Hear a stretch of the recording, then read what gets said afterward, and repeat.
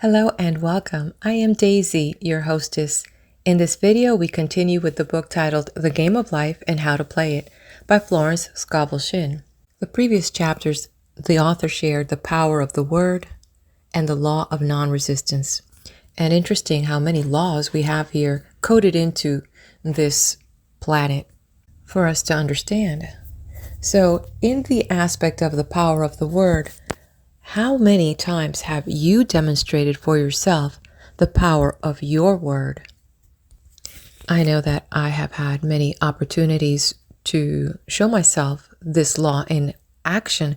I know, and perhaps you would agree, that one of the greatest words we can use is the I can and the I will. How many times when things were just so bad that you couldn't see a way out, but something urged you on, and then you said, I can, or I will do this, I can do this. And looking back through that rearview mirror, you've seen how far you've come because of just 2 words that you chose to use, 2 words that you chose to take action, 2 words that you chose to breathe.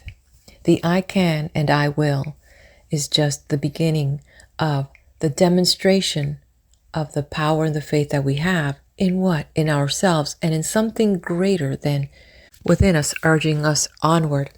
Also the same power of the word when you say, I have little this, I have little money, I have little that, I have little energy. And all of a sudden, that little begins to turn into a lot of a little nothing.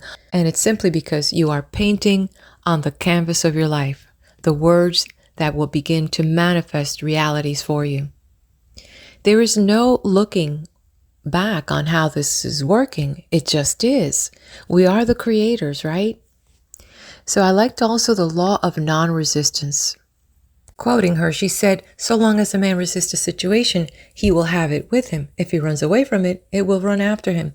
Reminded me of also the analogy of the water, like Bruce Lee once said. And just to let you know, Bruce Lee was a Chinese-American martial artist and actor. He was remembered for saying, be like water making its way through cracks. Do not be assertive, but adjust to the object, and you shall find a way around or through it. If nothing within you stands rigid, outward things will disclose themselves. But I love more just the beginning.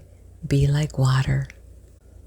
Well, dear one, I do hope that you are enjoying this book. If anything, going through and just finding the little golden nuggets that will help you get through today and hopefully days on into the future. And cast aside the things that don't resonate with you. This is about finding what works for you in these different books. All right, so let's go on to the law of karma and law of forgiveness. What are we going to find out here? Sit back, relax, as I turn the page. Man receives only that which he gives. The game of life is a game of boomerangs. Man's thoughts, deeds, and words return to him sooner or later with astounding accuracy. This is the law of karma, which is Sanskrit for come back. Whatsoever a man soweth, that shall he also reap. For example, a friend told me the story of herself illustrating the law. She said, I make all my karma on my aunt, whatever I say to her. Someone says to me, I am often irritable at home, and one day said to my aunt, who was talking to me during dinner, no more talk, I wish to eat in peace. The following day, I was lunching with a woman with whom I wished to make a great impression. I was talking animatedly when she said, no more talk, I wish to eat in peace. My friend is high in consciousness, so her karma returns much more quickly than to one on the mental plane. The more man knows, the more he is responsible for, and a person with a knowledge of spiritual law, which he does not practice, suffers greatly in consequence. The fear of the Lord, law, is the beginning of wisdom. If we read the word Lord, law, it will make many passages in the Bible much clearer. Quote, vengeance is mine, I will repay, saith the Lord. End quote. Law. It is the law which takes vengeance, not God. God sees man perfect, created in his own image, imagination, and given power and dominion. This is the perfect idea of man, registered in divine mind, awaiting man's recognition. For man can only be what he sees himself to be, and only attain what he sees himself attaining. Nothing ever happens without an onlooker, is an ancient saying. Man sees first his failure or success, his joy or sorrow, before it swings into visibility from the scenes set in his own imagination. We have observed this in the mother picturing disease for her child, or a woman seeing success for her husband. Jesus Christ said, "And ye shall know the truth, and the truth shall make you free." So, we see freedom from all unhappy conditions comes through knowledge, a knowledge of spiritual law. Obedience precedes authority, and the law obeys man when he obeys the law. The law of electricity must be obeyed before it becomes man's servant. When handled ignorantly, it becomes man's deadly foe. So with the laws of mind. For example, a woman with a strong personal will wished she owned a house which belonged to an acquaintance, and she often made mental pictures of herself living in the house. In the course of time, the man died and she moved into the house. Several years afterwards, coming into the knowledge of spiritual law, she said to me, "Do you think I had anything to do with that man's death?" I replied, "Yes. Your desire was so strong, everything made way for it, but you paid your karmic debt. Your husband, whom you loved devotedly, died soon after, and the house was a white elephant on your hands for years." The original owner, however, could not have been affected by her thoughts had he been positive in the truth, not her husband, but they were both under karmic law.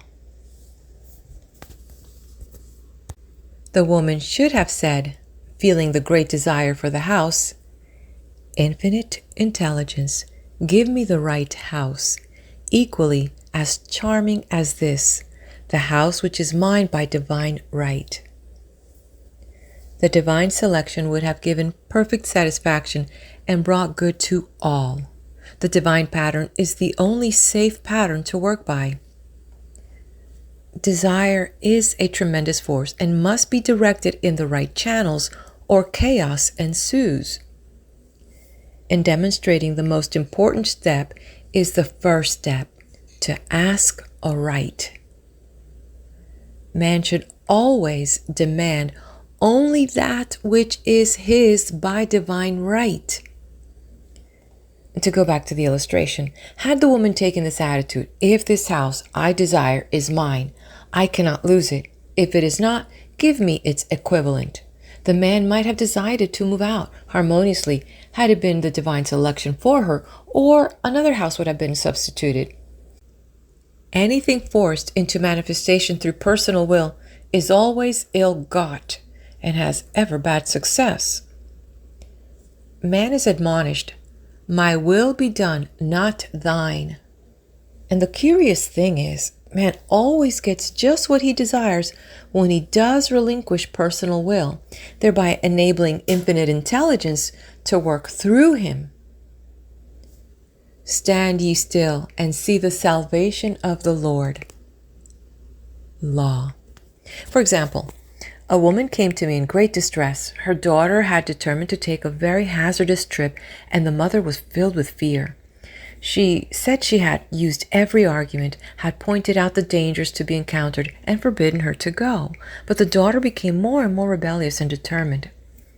I said to the mother, "You are forcing your personal will upon your daughter, which you have no right to do, and your fear of the trip is only attracting it, for man attracts what he fears." I added, "Let go and take your mental hands off, put it in God's hands, and use this statement: I put this situation in the hands of infinite love and wisdom.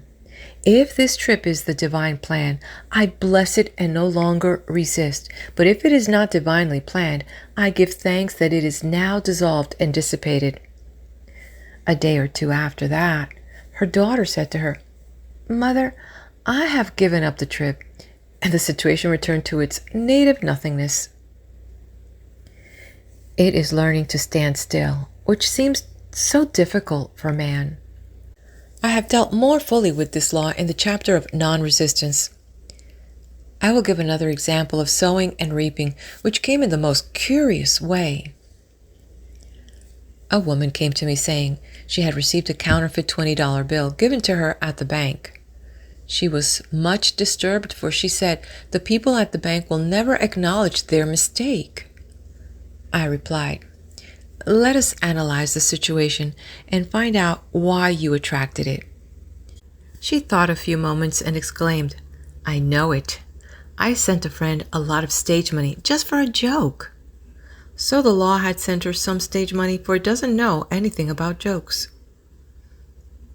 I said, "Now we will call on the law of forgiveness and neutralize this situation." Christianity is founded upon the law of forgiveness. Christ has redeemed us from the curse of the karmic law, and the Christ within each man is his Redeemer and salvation from all inharmonious conditions. So I said, "Infinite Spirit, we call on the law of forgiveness and give thanks that she is under grace and not under law, and cannot lose this $20 which is hers by divine right. Now," I said, "go back to the bank and tell them fearlessly that it was given you there by mistake." She obeyed, and to her surprise, they apologized and gave her another bill, treating her most courteously. So knowledge of the law gives man power to rub out his mistakes. Man cannot force the external to be what he is not. If he desires riches, he must be rich first in consciousness. For example, a woman came to me asking treatment for prosperity. She did not take much interest in her household affairs, and her home was in great disorder. I said to her, "If you wish to be rich, you must be orderly. All men with great wealth are orderly, and order is heaven's first law." I added, "You will never become rich with a burnt match in the pincushion." She had a good sense of humor and commenced immediately putting her house in order. She rearranged furniture, straightened out bureau drawers, cleaned rugs, and soon made a big financial demonstration. A gift from a relative. The woman herself became made over and keeps herself keyed up financially by being ever watchful of the external and expecting prosperity, knowing God is her supply. Many people are in ignorance of the fact that gifts and things are investments, and that hoarding and saving invariably lead to loss. There is that scattereth and yet increaseth, and there is that withholdeth more than is meet, but it tendeth to poverty. For example, I knew a man who wanted to buy a fur-lined overcoat. He and his wife went to various shops, but there was none he wanted. He said they were all too cheap looking. At last, he was shown one. The salesman said was valued at $1,000, but which the manager would sell him for $500, as it was late in the season. His financial possessions amounted to about $700. The reasoning mind would have said, "You can't afford to spend nearly all you have on a coat." But he was very intuitive and never reasoned. He turned to his wife and said, "If I get this coat, I will make a ton of money." So his wife consented weakly. About a month later, he received a $10,000 commission. The coat made him feel so rich, it linked him with success and prosperity. Without the coat, he would not have received the commission. It was an investment paying large dividends. If man ignores these leadings to spend or to give, the same amount of money will go in an uninteresting or unhappy way.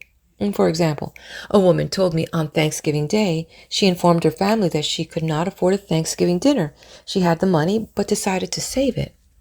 A few days later, someone entered her room and took from the bureau drawer the exact amount the dinner would have cost.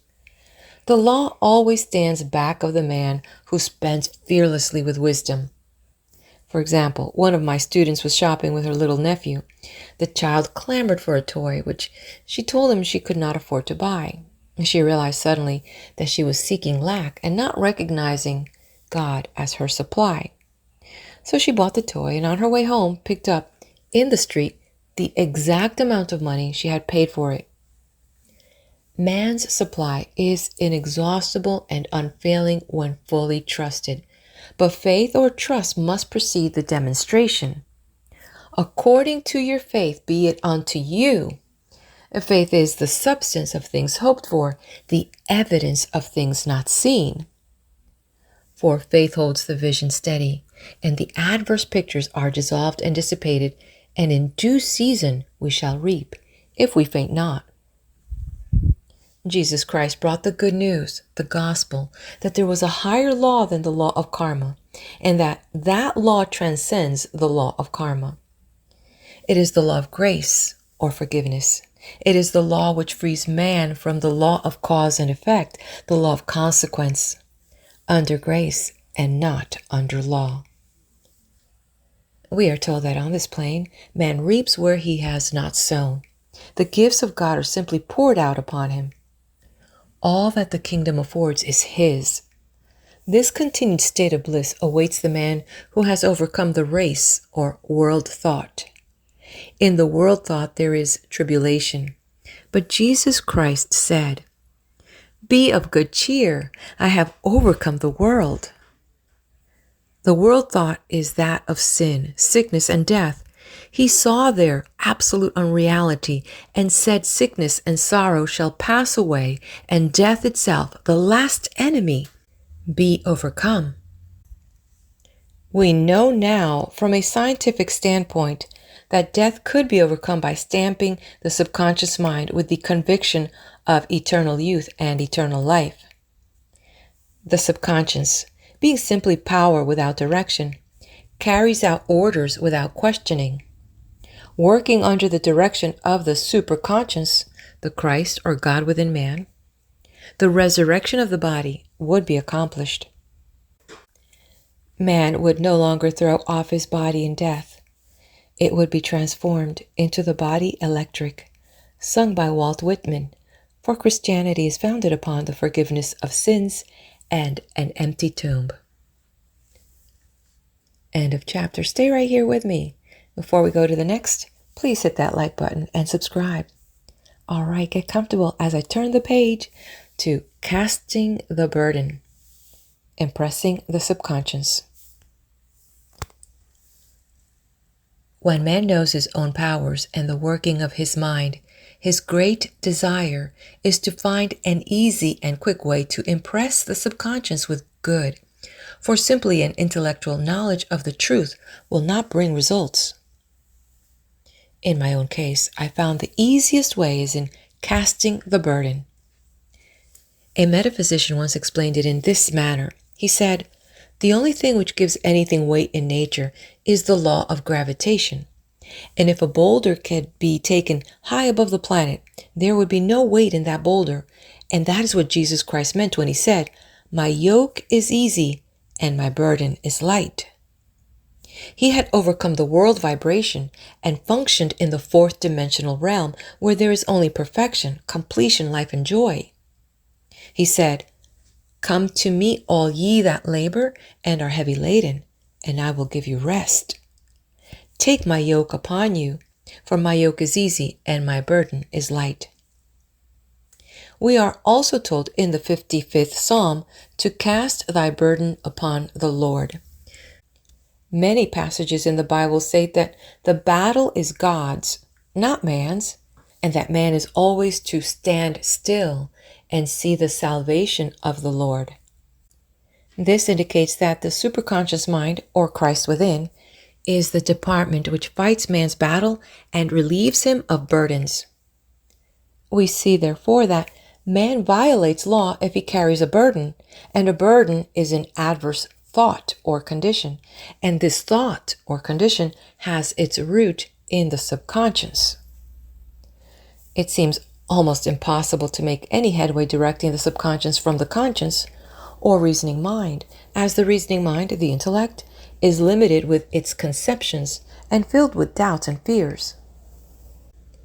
How scientific it then is to cast the burden upon the superconscious mind, or Christ within, where it is made light or dissolved into its native nothingness. For example, a woman in urgent need of money made light upon the Christ within, the superconscious, with the statement, I cast this burden of lack on the Christ within, and I go free to have plenty. The belief in lack was her burden, and as she cast it upon the superconscious with its belief of plenty, an avalanche of supply was the result. We read, the Christ in you, the hope of glory. Another example, one of my students had been given a new piano, and there was no room in her studio for it until she had moved out the old one. She was in a state of perplexity. She wanted to keep the old piano, but knew of no place to send it. She became desperate, as the new piano was to be sent immediately. In fact, was on its way with no place to put it. She said it came to her to repeat, I cast this burden on the Christ within, and I go free.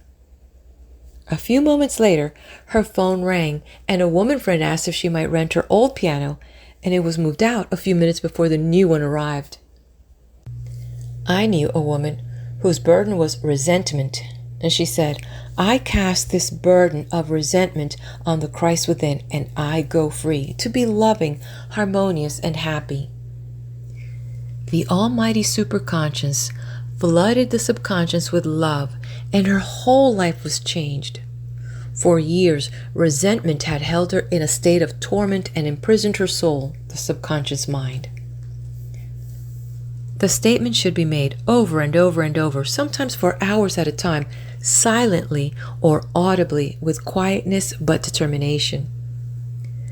I have often compared it to winding up a Victrola. We must wind ourselves up with spoken words. I have noticed, in casting the burden, after a little while, one seems to see clearly. It is impossible to have clear vision while in the throes of carnal mind. Doubts and fear poison the mind and body, and imagination runs riot, attracting disaster and disease. In steadily repeating the affirmation, I cast this burden on the Christ within and go free, the vision clears, and with it a feeling of relief, and sooner or later comes the manifestation of good, be it health, happiness, or supply. One of my students once asked me to explain the darkness before the dawn. I referred in a preceding chapter to the fact that often, before the big demonstration, everything seems to go wrong, and deep depression clouds the consciousness.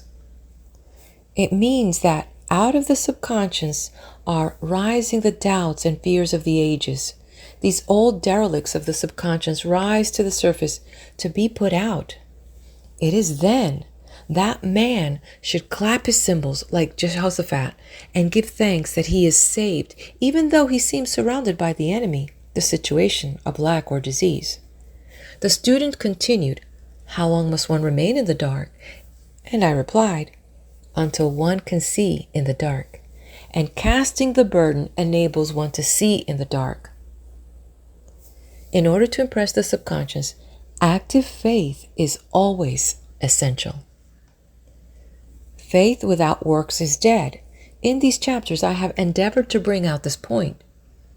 Jesus Christ showed active faith when he commanded the multitude to sit down on the ground before he gave thanks for the loaves and the fishes. I will give another example showing how necessary this step is. In fact, active faith is the bridge over which man passes to his promised land. Through a misunderstanding, a woman had been separated from her husband, whom she loved deeply. He refused all offers of reconciliation and would not communicate with her in any way. Coming into the knowledge of spiritual law, she denied the appearance of separation. She made this statement, there is no separation in divine mind, therefore I cannot be separated from the love and companionship which are mine by divine right. She showed active faith by arranging a place for him at the table every day, thereby impressing the subconscious with a picture of his return.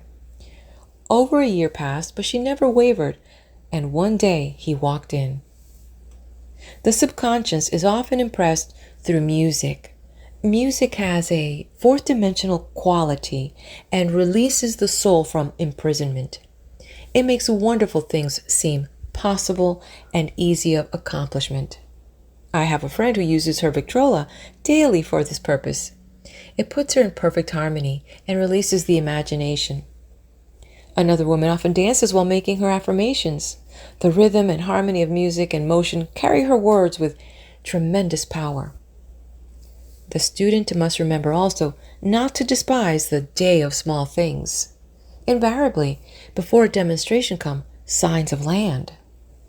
Before Columbus reached America, he saw birds and twigs which showed him land was near. So it is with a demonstration. But often the student mistakes it for the demonstration itself and is disappointed. For example, a woman had spoken the word for a set of dishes. Not long afterwards, a friend gave her a dish which was old and cracked. She came to me and said, "Well, I asked for a set of dishes, and all I got was a cracked plate." I replied, "The plate was only signs of land. It shows your dishes are coming. Look upon it as birds and seaweed." And not long afterwards, the dishes came. Continually making believe impresses the subconscious. If one makes believe he is rich and makes believe he is successful, in due time he will reap. The children are always making believe, and except ye be converted and become as little children, ye shall not enter the kingdom of heaven. For example, I know of a woman who was very poor, but no one could make her feel poor. She earned a small amount of money from rich friends who constantly reminded her of her poverty and to be careful in saving. Regardless of their admonitions, she would spend all her earnings on a hat or make someone a gift and be in a rapturous state of mind. Her thoughts were always centered on beautiful clothes and rings and things, but without envying others. She lived in the world of the wondrous, and only riches seemed real to her. Before long, she married a rich man, and the rings and the things became visible. I do not know whether the man was the divine selection, but opulence had to manifest in her life, as she had imaged only opulence. There is no peace of happiness for man until he has erased all fear from the subconscious. Fear is misdirected energy and must be redirected or transmuted into faith. Jesus Christ said, "Why are ye fearful, O ye of little faith? All things are possible to him that believeth." I am asked so often by my students, "How can I get rid of fear?" I reply, by walking up to the thing you are afraid of. The lion takes its fearness from your fear. Walk up to the lion and he will disappear. Run away and he runs after you. I have shown in previous chapters how the lion of lack disappeared when the individual spent money fearlessly, showing faith that God was his supply and therefore unfailing. Many of my students have come out of the bondage of poverty and are now bountifully supplied through losing all fear of letting money go out. The subconscious is imprisoned with the truth that God is the giver and the gift. Therefore, as one is one with the giver, he is one with the gift. A splendid statement is, "I now thank God the giver for God the gift." Man has so long separated himself from his good and his supply through thoughts of separation and lack that sometimes it takes dynamite to dislodge these false ideas from the subconscious, and the dynamite is a big situation. We see in the foregoing illustration how the individual was freed from his bondage by showing fearlessness. Man should watch himself hourly to detect if his motive for action is fear or faith. Choose ye this day whom we shall serve, fear or faith. Perhaps one's fear is of personality. Then do not avoid the people feared. Be willing to meet them cheerfully, and they will either prove golden links in the chain of one's good or disappear harmoniously from one's pathway. Perhaps one's fear is of disease or germs. Then one should be fearless and undisturbed in a germ-laden situation, and he would be immune. One can only contract germs while vibrating at the same rate as the germ, and fear drags men down to the level of the germ. Of course, the disease-laden germ is the product of carnal mind, as all thought must objectify. Germs do not exist in the superconscious or divine mind, therefore are the products of man's vain imagination. In the twinkling of an eye, man's release will come when he realizes there is no power in evil. The material world will fade away, and the fourth dimensional world, the world of the wondrous, will swing into manifestation. And I saw a new heaven and a new earth, and there shall be no more death, neither sorrow nor crying, neither shall there be any more pain, for the former things are passed away. End of chapter. All right, my dear one, let's head over now to the next video where I will be there with intuition or guidance. On your way out, show me some love. Hit that like button, subscribe to the channel, leave me a comment. What was your takeaway so far?